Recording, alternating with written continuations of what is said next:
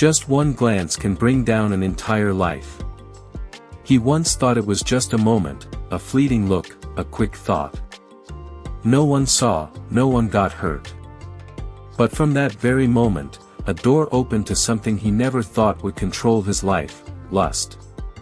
Initially, it was as subtle as a whisper.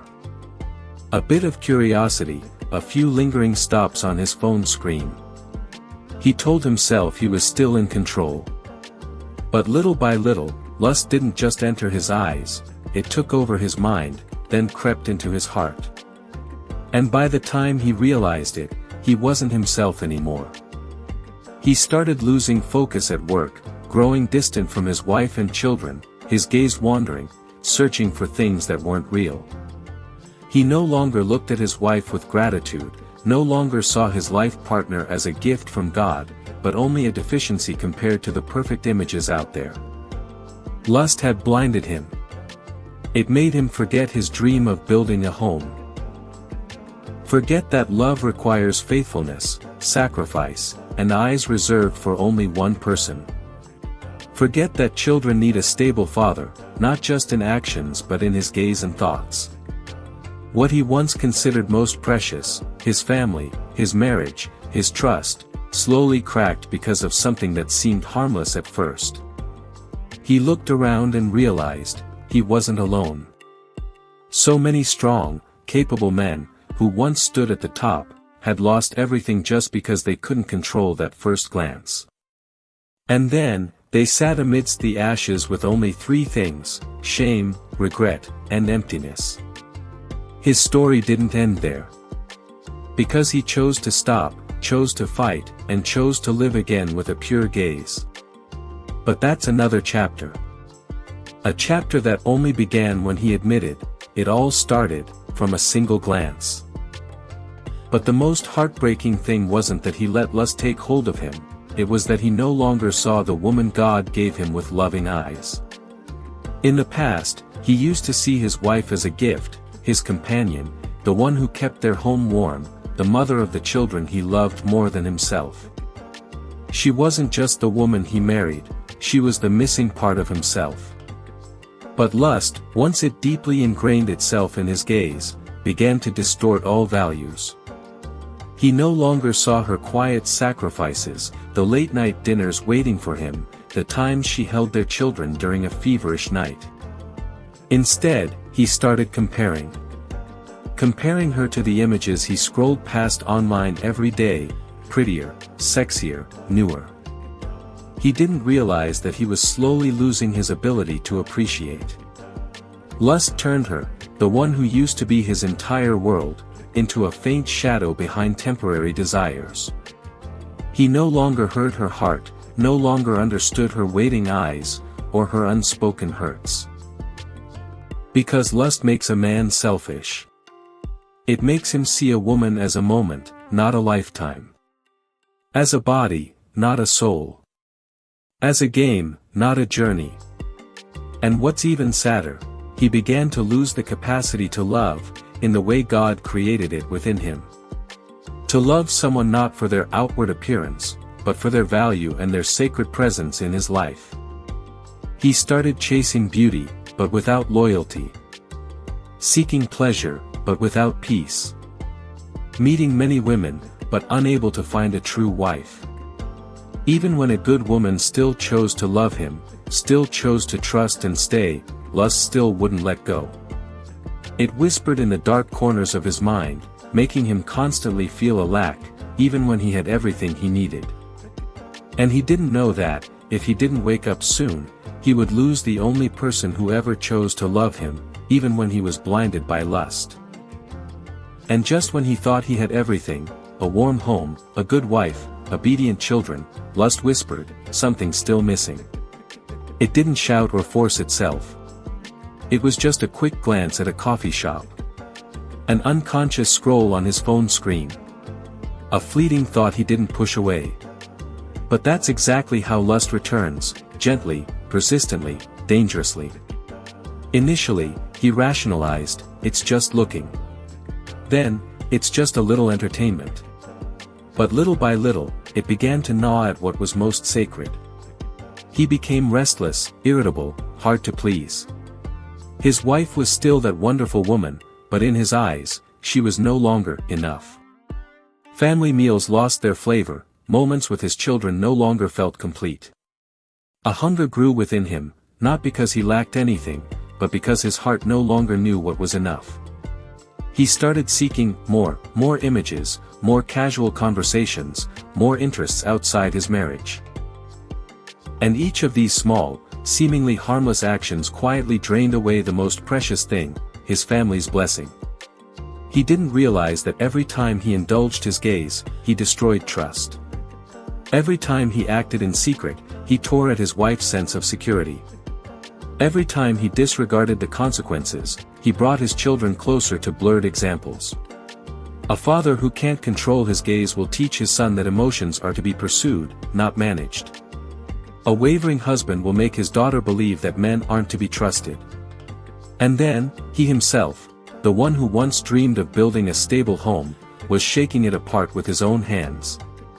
Not because of a lack of love, but because he didn't know how to guard himself within that love. When lust took over, he was no longer leading his family by faith, but was dragging them along with his own desires.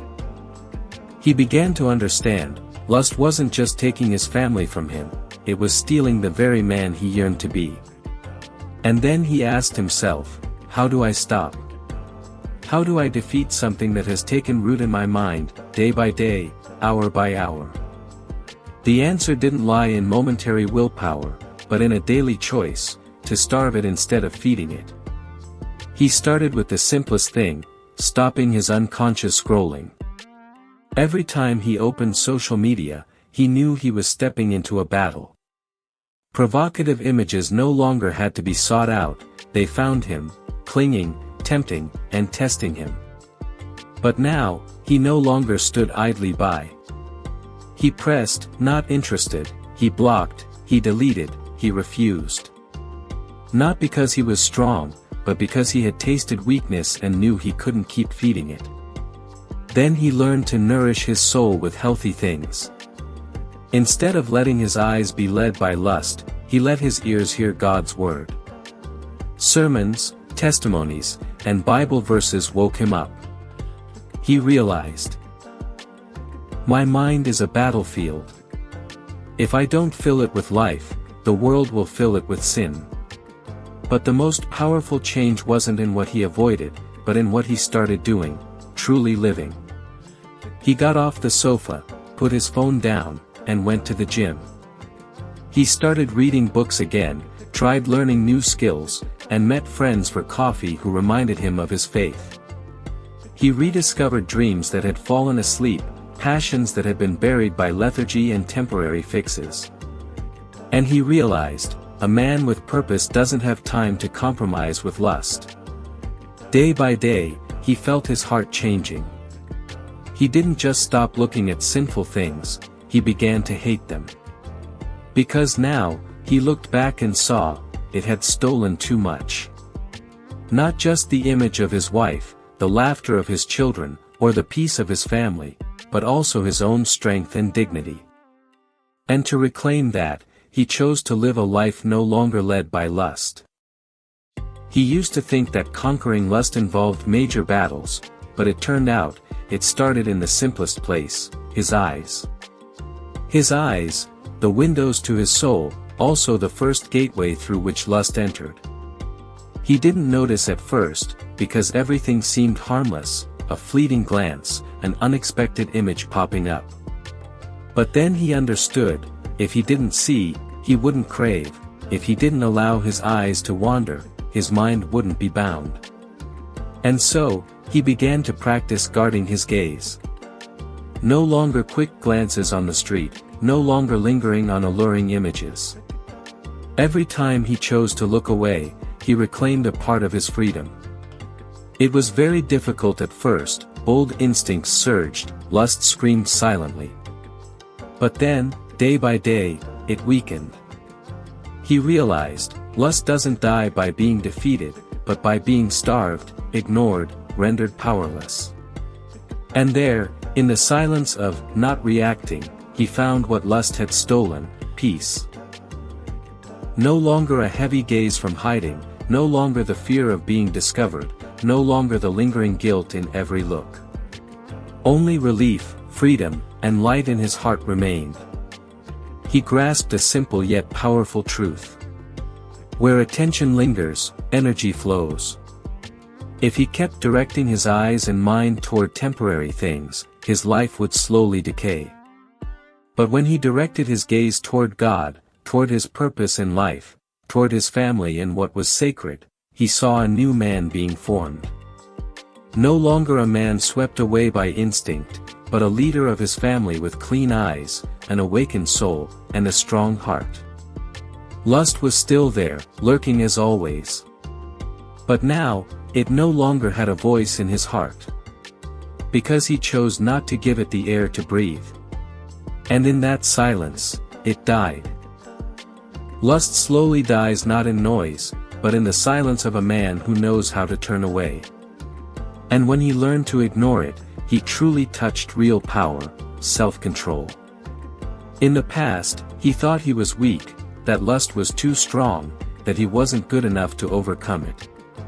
But then, with each step of turning away, each click of not interested, each morning he woke up early instead of scrolling on his phone, he gradually understood.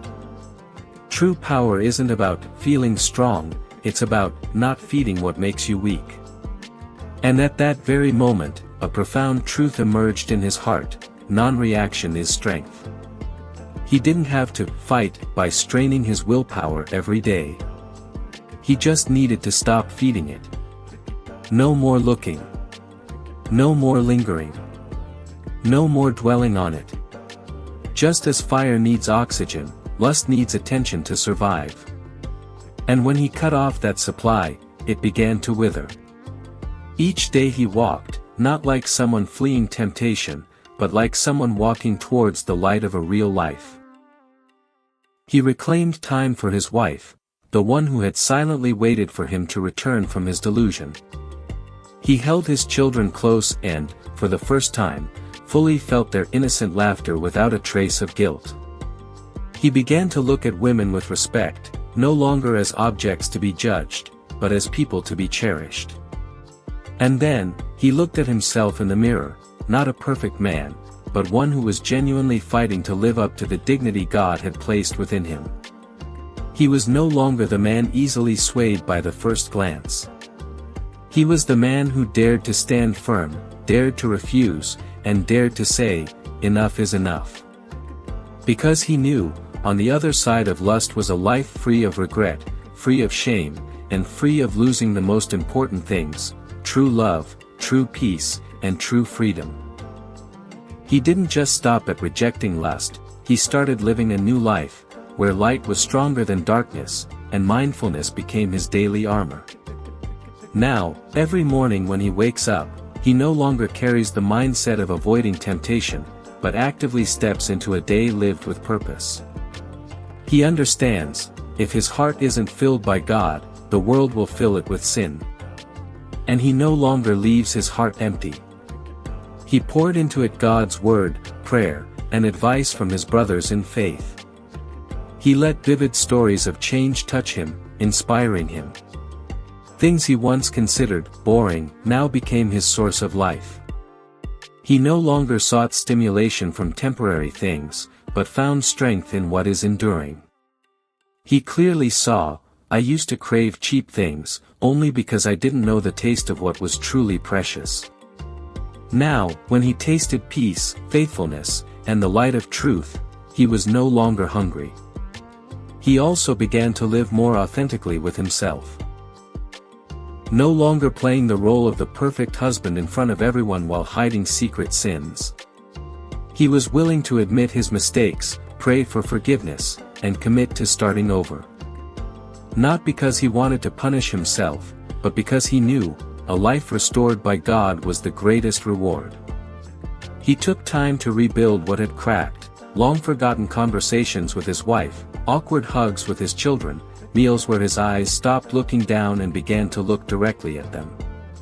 He became an imperfect man, but a real one. And in that truth, he was stronger than ever. Because now, he didn't just live to stay away from evil, he lived to embrace the good that he was always meant to have. And that was the most worthwhile life he had ever lived. He didn't just get up from where he stumbled, he started running towards a worthy life, where faith led the way and love kept his steps firm. But he knew well, this journey would never be a one-and-done deal. Lust might be defeated today, but tomorrow it would knock on his door again. It was always patient, always looking for a crack. It didn't need him to fall immediately, just to be careless.